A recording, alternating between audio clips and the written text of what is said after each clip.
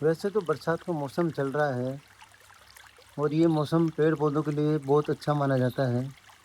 कहते हैं इस मौसम में मरे हुए पौधे में भी जान आ जाती है।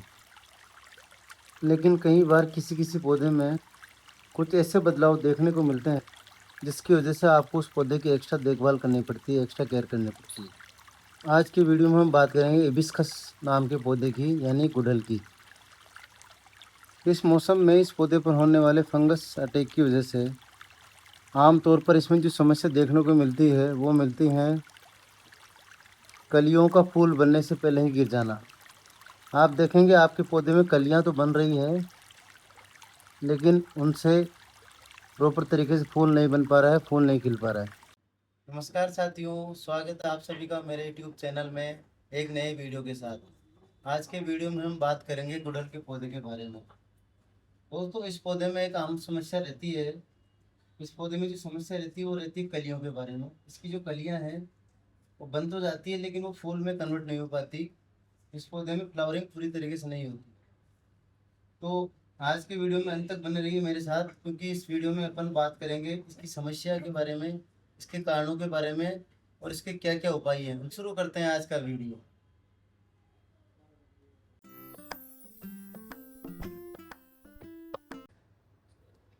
दोस्तों, बारिश के मौसम में गुड़हल के पौधे में अक्सर ये समस्या देखने को मिलती है। इसके पीछे कई कारण हो सकते हैं। आज बात कर लेते हैं उन कारणों की और उसके साथ साथ उसके लिए क्या उपाय करें। इसका पहला कारण हो सकता है बारिश की वजह से मिट्टी में लगातार नमी बनाए रहना। दूसरा कारण हो सकता है आपके गमले में ड्रेनेज अच्छा न हो, इस वजह से गमले में पानी जमा हो रहा हो। बारिश के मौसम में लगातार बादल रहने से पौधों को धूप भी कम मिल पाती है। और आपको पता है ये पौधा एक सन लविंग प्लांट है, इसको 5 से 6 घंटे की धूप आवश्यक है। धूप की कमी के कारण भी आपकी जो कलियां हैं उनसे फूल नहीं बन पाते। बरसात के मौसम में आप देखेंगे कि ज़्यादा नमी जब रहती है तो इन पर हो सकता है फंगस या छोटे पेस्ट का हमला भी हो सकता है। और सबसे ज़रूरी बात करें खाद की, इस मौसम में अगर आप ज़रूरत से ज़्यादा खाद देते हैं तो हो सकता है ये भी एक कारणों की आपकी कलियों से फूल नहीं बन पा रहे हों। तो दोस्तों, आज के वीडियो में इन सभी टॉपिक पर बात करेंगे। जो भी कारण हैं उनके क्या उपाय हैं, क्या क्या उपाय आप करें कि आपका जो गुड़हल का पौधा है उसकी कलियां टूटकर गिरे नहीं, बल्कि उनमें ज़्यादा से ज़्यादा फूल आए। सबसे पहले बात करते हैं गमले में पानी जमा होने के बारे में। आप देखें कि जब गमले में पानी जमा होगा, इससे होगा क्या, आपके जो पौधे की जड़ें हैं उनमें प्रॉपर ऑक्सीजन नहीं पहुंच पाती। ऑक्सीजन की कमी के कारण आपके पौधे की जो जड़ें हैं वो सड़ने लगती है। और आपको पता है कि पौधे में जो न्यूट्रिशन जाता है वो जड़ों की थ्रू जाता है, जो जड़ों से ही जाता है। तो अगर पौधे की जड़ें ही कमज़ोर हो जाएगी तो पौधे को प्रॉपर न्यूट्रिशन नहीं मिलेगा। इसके लिए दो उपाय आप कर सकते हैं। सबसे पहले गमले के नीचे ड्रेनेज होल चेक करें कि वो प्रॉपर तो हो। देखें कहीं उसमें मिट्टी तो फंस नहीं रही, उसमें से पानी प्रॉपर ड्रेन आउट होना चाहिए। साथ ही पौधे की मिट्टी में पानी तभी दें जब पौधे की मिट्टी आपको लगे कि लगभग लगभग पूरी तरह सूख गई हो। बारिश के मौसम में आप देखेंगे तो बादल छाए रहते हैं, इसकी वजह से पौधे को प्रॉपर धूप नहीं मिल पाती। इसके लिए आप कोशिश करें पौधे को आप ऐसी जगह रखें जैसे ही बारिश रुके और धूप खिले तो पौधे को भरपूर पूरी तरीके से 5-6 घंटे की धूप मिल सके। पूरी तरीके से धूप नहीं मिलना भी इस समस्या का एक मुख्य कारण है, जिसकी वजह से इस पौधे में पत्तियां तो आती है और कलियां भी खिलती है, लेकिन उन कलियों से पूरी तरीके से फूल नहीं खिल पाते हैं। अब बात करते हैं एक बहुत ही प्रमुख कारण की, वो है खाद का इम्बैलेंस। दोस्तों, खाद आप पौधे में दो तरीके से दे सकते हैं। एक तो होता है नेचुरल फर्टिलाइजर, जैसे कि वर्मी कंपोस्ट वगैरह या गोबर की सड़ी हुई खाद। एक होता है केमिकल फर्टिलाइजर, जैसे आप NPK ले लीजिए। मैं आपको बता दूं, दोनों जो खाद होते हैं वो पौधे में अलग अलग तरीके से काम करते हैं। वर्मी कंपोस्ट गमले की मिट्टी में धीरे धीरे माइक्रो न्यूट्रिएंट छोड़ता है, जो पौधे की मिट्टी को हेल्दी रखते हैं, जड़ों को हेल्दी बनाते हैं और मजबूत बनाते हैं, और आपका पौधा लंबे समय तक खाद का उपयोग कर पाता है। एक मायने में बात करें तो वर्मी कंपोस्ट गमले की मिट्टी पौधे की जड़ों और पौधे की हेल्थ को अच्छा रखने में मदद करता है। इससे कह सकते हैं आप कि ये फ्लावरिंग में इनडायरेक्टली रूप से मदद करता है। केमिकल फर्टिलाइज़र की बात करें तो आप देखिए एनपीके, नाइट्रोजन, फॉस्फोरस और पोटेशियम, तीनों एलिमेंट पौधे में अलग अलग रूप से अपना रोल अदा करते हैं। नाइट्रोजन पौधों की पत्तियों की ग्रोथ और हेल्दी बनाने में मददगार है। पोटेशियम पौधों की हेल्थ के लिए बहुत ज़रूरी है। ये पौधे को मजबूत बनाता है, जिससे पौधा नई ग्रोथ को आराम से झेल पाता है। साथ ही पौधे की तनाव झेलने की क्षमता को भी ये बढ़ाता है। इसलिए महीने में 1 से 2 मुट्ठी वर्मी कंपोस्ट ज़रूर दें।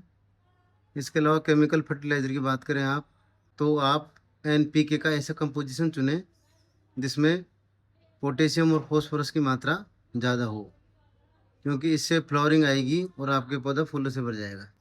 दोस्तों, पौधे में खाद देना है ये ज़रूरी नहीं है, साथ साथ में ये भी ज़रूरी है कि खाद किस तरीके से दें, पौधे में खाद कब दें। आप जब भी पौधे में खाद दें तो आप इंश्योर करें कि पौधे की मिट्टी ज़्यादा गीली ना हो और ना ही पूरी तरीके से सूखी हो। खाद देते समय पौधे की मिट्टी केवल नम होनी चाहिए, इसमें थोड़ी थोड़ी नमी हो, तभी आप इसमें खाद दें। ज़्यादा गीली मिट्टी में खाद देने से क्या नुकसान होगा मैं आपको बताता हूँ।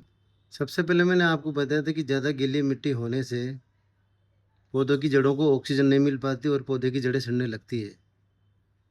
आप देखेंगे कि अगर कमज़ोर जड़ों में आप पौधे को खाद देंगे तो पौधा प्रॉपर तरीके से उसको यूटिलाइज नहीं कर पाएगा, या फिर हो सकता है कि ज़्यादा पानी में आप खाद देंगे तो हो सकता है आपका जो खाद है, जो न्यूट्रिएंट है, वो पानी के साथ बहकर बाहर आ जाए।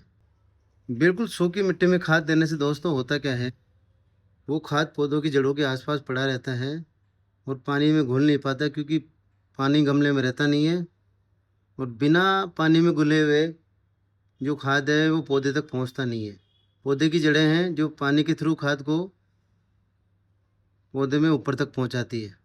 अगर पानी नहीं होगा तो जो फर्टिलाइज़र है, जो खाद आपने दिया है, उससे पौधे की जड़ें सड़ने लगेगी और पौधा स्ट्रेस में आकर मरने लगेगा। नम मिट्टी में खाद या फर्टिलाइज़र देने से वो अच्छी तरीके से घुल जाता है और पौधे के हर भाग तक आपका न्यूट्रिएंट पहुंच जाता है। दोस्तों, एक मुख्य और बहुत बड़ा कारण मैंने आपको बताया था, वो था फंगस या छोटे पेस्ट का हमला। इनकी वजह से पौधे की पत्तियां मुरझाने लगती है, कर्ल हो जाती है, घूम जाती है, और ये जो कीट हैं, ये जो एफिड होते हैं या पेस्ट होते हैं, ये पौधे की कली पर भी हमला कर देते हैं। इसकी वजह से कली तो टूटकर गिर जाती है। ये देखिए, इसके लिए सबसे अच्छा उपाय है दोस्तों, नीम ऑयल का स्प्रे। आप 2 से 3 ml नीम ऑयल को लेकर उसको 1 लीटर पानी में मिला लें, साथ में थोड़ा सा साबुन का पानी भी उसमें डाल दें। उससे नीम ऑयल अच्छी तरीके से पानी में घुल जाता है और उसका इफेक्ट भी बहुत अच्छा आता है। सप्ताह में 1 बार इस नीम ऑयल का स्प्रे इस पौधे पर ज़रूर करें। आप देखेंगे कुछ ही दिनों में पौधे की समस्या दूर हो जाएगी और आपके पौधे में अच्छी तरीके से फूल खिलने लगेंगे। साथ ही आपकी जो कलियां हैं वो भी अच्छी तरीके से बनेगी, टूट कर भी नहीं गिरेगी, और उसमें बहुत अच्छी तरीके से फूल खिलेंगे। दोस्तों, ध्यान रखें, नीम ऑयल का स्प्रे शाम को या रात को ही करें, सुबह या दिन में नहीं करें। आप यहाँ ध्यान दें, नीम ऑयल का जो स्प्रे है उसको रिपीट करना बहुत ज़रूरी है। अगर आप 1 या 2 बार स्प्रे करके रुक जाते हैं तो हो सकता है इनसे छुटकारा आपको नहीं मिले, क्योंकि इस मौसम में नमी बहुत रहती है। इसलिए इस पौधे पर आप देखेंगे तो चींटियों का भी प्रकोप हो जाता है। उससे बचने के लिए आप इसके गमले में थोड़ी सी हल्दी का छिड़काव कर दें, जिससे चींटियाँ भी आपके पौधे को नुकसान नहीं पहुँचाए। और कुछ छोटे छोटे कीट होते हैं जो इसकी जड़ों में रहते हैं, वो भी हल्दी के छिड़काव से भाग जाते हैं। दोस्तों समय समय पर पौधे की गमले की निराई गुड़ाई करते रहें, जिससे पौधे की जड़ों में ऑक्सीजन पहुंचती रहे। और पानी का विशेष ध्यान रखें। अगर ज़्यादा पानी देंगे तो मिट्टी के पोर्स भर जाते हैं, उसमें ऑक्सीजन की कमी हो जाती है, पौधे की जड़ें सड़ने लग जाती है और पौधा घुटन के मारे मर जाता है। ये थी कुछ ज़रूरी बातें जो बारिश के मौसम में आपको इस पौधे के लिए अच्छी और कारगर साबित होगी। इन चीज़ों का ध्यान रखें, आपका पौधा हेल्दी रहेगा, कलियाँ टूट कर नहीं गिरेगी, जिससे आपका पौधा फूलों से भर जाएगा। याद रखिए दोस्तों, गुड़हल को ज़्यादा पानी नहीं, सही धूप और सही मात्रा में खाद या फर्टिलाइज़र चाहिए। इस ट्रिक को अपनाइए और कलियों को गिरने से बचाइए। तो दोस्तों उम्मीद करता हूँ आज की वीडियो आपको बहुत पसंद आई होगी। अगर वीडियो पसंद आई है तो वीडियो को लाइक करें, दोस्तों को शेयर करें और चैनल को सब्सक्राइब करना ना भूलें। मिलते हैं अगले वीडियो में एक नए पौधे के साथ, नई जानकारी के साथ। तब तक के लिए बाय बाय, धन्यवाद।